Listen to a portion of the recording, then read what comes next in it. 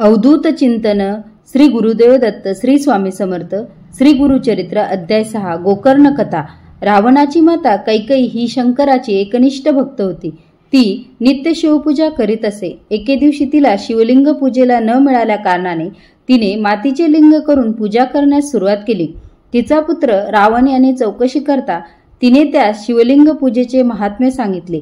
ते ऐकताच तुला मी प्रत्यक्ष कैलास पर्वतच आणून देतो आणि तू पूर्ण चित्ताने शंकराची पूजा कर असे रावणाने सांगितले। रावणाने आपल्या भक्तीने श्री शंकरास प्रसन्न करून आत्मलिंग मिळवले, परंतु विघ्नहर्त्या गणपतीने मध्येच रावणाला विघ्न निर्माण करून ते आत्मलिंग जमिनीवर ठेवले।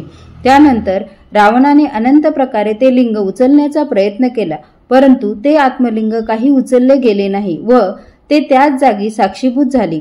हेच ते पावन पवित्र श्री गोकर्ण महाबळेश्वर क्षेत्र।